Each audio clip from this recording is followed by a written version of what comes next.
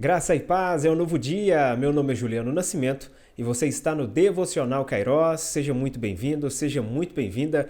Hoje nós damos início ao estudo da primeira carta de Pedro, a partir já do capítulo 1, e a meta é nós chegarmos até o final. E você certamente estará conosco. Eu já agradeço a você pela sua atenção. Não se esqueça de conferir se você já está inscrito no canal. Convide mais alguém para se inscrever também e aprender junto conosco. Eu recomendo que você separe um caderno, um ambiente aí para anotações, para que à medida que nós formos estudando o texto, nós formos fazendo algumas anotações também, você anotando aquilo que é mais importante para você, ou aquele assunto também que você deseja estudar um pouco mais a fundo depois. Faça isso, com certeza será muito bom para o seu crescimento, o seu aprendizado. Muito bem, nós vamos começar então a partir dos versos 1 e os versos 2, fazendo apenas uma introdução ao estudo dessa carta de Pedro. Nós vamos então ao verso 1 e Pedro diz o seguinte: Pedro, apóstolo de Jesus Cristo aos eleitos de Deus, peregrinos dispersos do Ponto na Galácia, na Capadócia, na província da Ásia e na Bitínia, escolhidos de acordo com o pré-conhecimento de Deus Pai, pela obra santificadora do Espírito, para a obediência a Jesus Cristo e a aspersão do seu sangue. Graça e paz lhe sejam multiplicadas. Olha só que interessante, diferente das nossas cartas, os nossos documentos nos dias de hoje, que a assinatura vem no final da carta, aqui, nos tempos bíblicos, a assinatura vem logo no começo, ou seja, Pedro já informa que é ele mesmo que está escrevendo essa carta. E aqui é justamente o Pedro que nós conhecemos, Pedro, o apóstolo de Jesus Cristo. O mesmo Pedro que negou o Senhor Jesus, agora escreve uma carta de encorajamento àqueles que estão sendo perseguidos. Pedro instrui essas pessoas a permanecerem firmes na fé, não negarem a sua fé apesar da adversidade. E nós observamos aqui também que Pedro agora se dirige a esse povo através dessa carta como o apóstolo de Jesus. Pedro se tornou um fiel discípulo do Senhor, um fiel servo disposto a entregar a sua própria vida por amor do Evangelho. E nós observamos essa mudança completa na vida de Pedro justamente no livro de Atos.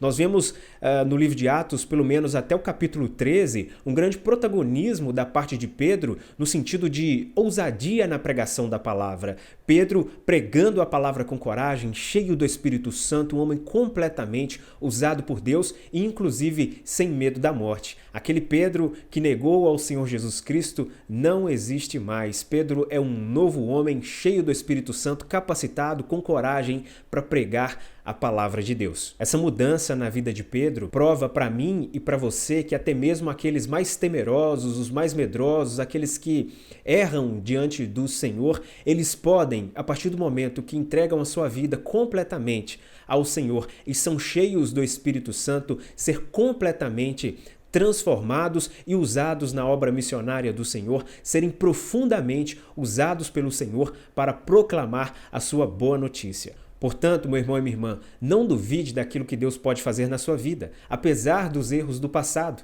Quando nós entregamos verdadeiramente a vida a Jesus, somos cheios do Espírito Santo, o Senhor nos leva a uma nova perspectiva. Agora temos uma nova realidade, temos novas capacidades e nós somos grandes instrumentos nas mãos do Senhor na proclamação do Evangelho. Que você, em nome de Jesus, permita que Deus use a sua vida completamente. Portanto, se entregue sem reservas nas mãos do Senhor, nos braços do Senhor. Permita que, assim como Pedro, o Senhor use grandemente a sua vida para a honra e glória do nome dele. Agora, em segundo lugar, nós vamos entender para quem Pedro escreve essa carta, para quem Pedro direciona essa carta. Essa carta de Pedro, ela é direcionada, como ele diz no verso 1, aos eleitos de Deus, aos peregrinos no Ponto, na Galácia, na Capadócia, na província da Ásia e na Bitínia. Ou seja, Pedro está escrevendo essa carta a judeus cristãos que estão dispersos por toda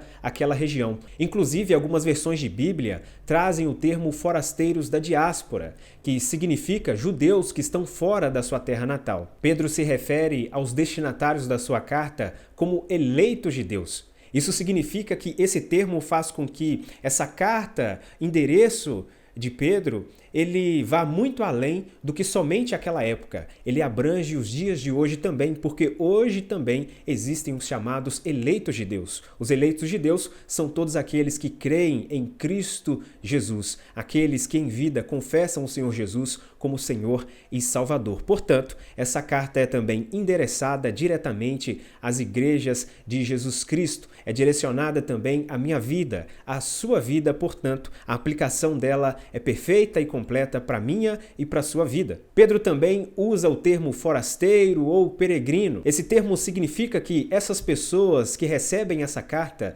não têm a sua cidadania fixa nessa terra. Nós encontramos a referência dentro da palavra de Deus que nós estamos nessa terra como forasteiros, nós estamos aqui como peregrinos. Leia comigo o texto de Filipenses, capítulo 3, verso 20. A nossa cidadania, porém, está nos céus, de onde esperamos ansiosamente o Salvador, o Senhor Jesus Cristo. De fato, a nossa cidadania não é essa terra. A nossa cidadania é celestial, a nossa morada eterna é no céu. Portanto, nós consideramos que a nossa vida aqui nessa terra é em condição de peregrinos, nós estamos de passagem, nós estamos de viagem. Portanto, não há motivo para se apegar às coisas materiais, aos bens materiais e nada disso. A nossa pátria é celestial, o nosso tesouro maior está nos céus, guardado com o Senhor. O verso 1 também, Pedro nos mostra que esses judeus que ele está direcionando a sua carta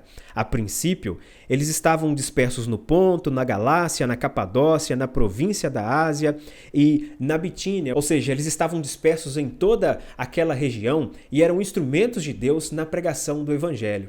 É muito bom ver como o Senhor coordena a história, como o Senhor cuida de tudo de forma muito especial para que a mensagem do Evangelho chegue a todos, e esse é o propósito do Senhor. A gente já percebe que esses discípulos crentes em Cristo Jesus já estão indo até os confins da terra na pregação do Evangelho. A perseguição, as afrontas faz com que essas pessoas saiam de suas casas, saiam de seus lugares e comecem a ir para outras regiões, e ali eles estão também levando o testemunho do Evangelho, tanto através da sua pregação quanto através das suas vidas, do seu testemunho. É muito bonito ver dentro da história da igreja a chamada plenitude dos tempos. É o tempo em que o Senhor preparou, o Senhor reservou para a vinda do Senhor Jesus Cristo nessa terra, e a gente percebe como tudo estava preparado de fato para a vinda do Senhor Jesus. Tanto contexto político, contexto social, até mesmo aqueles que achavam que estavam dominando, estavam perseguindo, na realidade, sem perceber, estavam dentro do propósito de Deus. Muitos acreditavam que estavam condenando ao Senhor Jesus, sem saber que é o próprio Senhor Jesus que estava entregando a si mesmo. Nós enxergamos então nesse contexto todo esse cuidado e poder de Deus sobre a humanidade. Ou seja, o Senhor cuida de toda a história, o Senhor é dono da história, o Senhor não é pego de surpresa. Portanto, meu irmão e minha irmã, apesar das perseguições, apesar das dificuldades que você venha a passar por causa do amor ao Evangelho, não tema. Creia que o Senhor está no controle de toda a história. Tudo não foge das mãos e do domínio de Deus. Agora, em terceiro lugar, nós aprendemos que Pedro traz um complemento.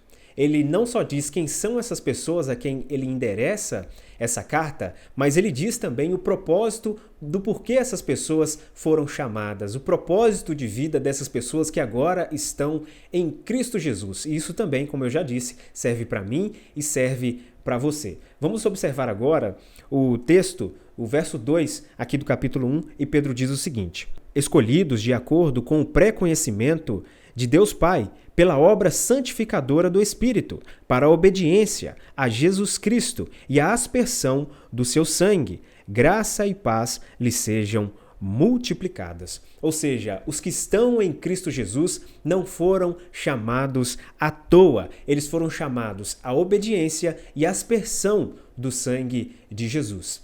Isso me chama muita atenção porque Pedro traz a obediência em primeiro lugar. Nós já aprendemos aqui que em primeiro lugar vem a obediência. Nós só vamos dar um testemunho de Cristo, nós só vamos falar do favor, do amor de Cristo depois que nós obedecemos a Cristo. Então é necessário primeiro obediência no sentido de entrega de vida. Nós colocamos a nossa vida à disposição do Senhor Jesus. Começamos a ter a nossa vida regenerada, o nosso coração transformado. E à medida que o Senhor vai transformando a nossa vida, nós vamos caminhando em obediência, nós vamos testemunhando o poder do Evangelho. Nós precisamos obedecer e amar a Deus para depois nós começarmos de fato a fazer a sua obra.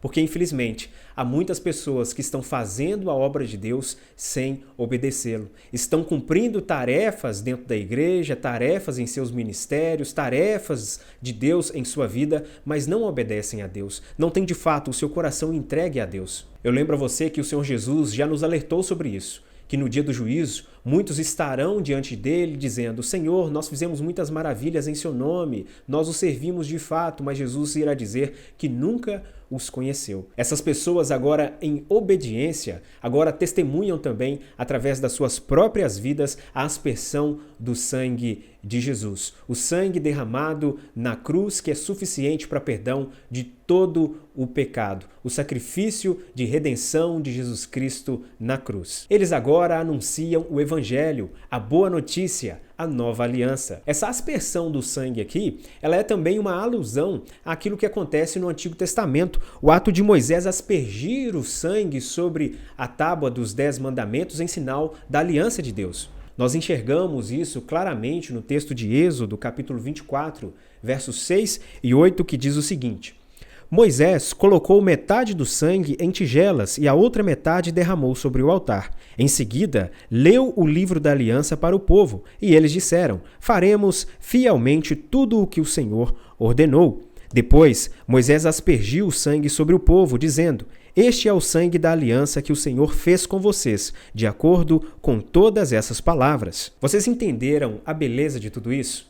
No Antigo Testamento, nós enxergamos a aspersão do sangue comunicando a antiga aliança de Deus através da lei com o seu povo. E agora, em Cristo Jesus, através da aspersão do seu sangue, nós vemos a comunicação da nova aliança. O tempo da graça chegou. Não é mais necessário oferecermos sacrifícios a Deus. O Senhor nos perdoa, nos justifica através do maior e melhor sacrifício de todos, o sangue de Jesus derramado na cruz, por causa do meu e do seu pecado. Portanto, nós temos agora uma tarefa, nós temos agora uma missão de caminhar em obediência a Deus, uma vida de santidade, uma vida de integridade diante de Deus, direcionada pelo Espírito Santo. Nós devemos conhecer a cada dia mais a Deus e fazê-lo conhecido a todo este mundo. Durante todo o estudo da carta de Pedro, nós vamos aprender que a vida cristã, ela é repleta, sim, de perseguições, de dificuldades, mas ao mesmo tempo, ela é recheada de certeza. A certeza da salvação, a certeza de que podemos confiar e depender completamente de Deus. E agora eu quero te encorajar a viver uma vida de santidade, uma vida temente a Deus no centro da vontade de Deus. Não ligue para as perseguições, ignore as perseguições e as dificuldades, olhe para o Senhor, olhe para o alvo que é Cristo Jesus. Muito bem, e assim eu vou ficando por aqui, nós finalizamos, essa é apenas a nossa introdução à primeira carta de Pedro. Eu espero ver você novamente, espero que o Senhor tenha falado já ao seu coração, assim como falou muito ao meu coração. Será um tempo de grande aprendizado. Peço a você que ore pela minha vida, pelo Devocional Kairos, e eu peço a Deus que a sua casa seja a cada dia mais um lugar de paz, que a sua vida seja uma vida cada vez mais cheia do Espírito Santo, que por onde você passar, você testemunhe o nosso Senhor Jesus Cristo, que as pessoas olhem para você e enxerguem a Cristo Jesus também. Que Deus abençoe grandemente a sua vida e até o próximo vídeo.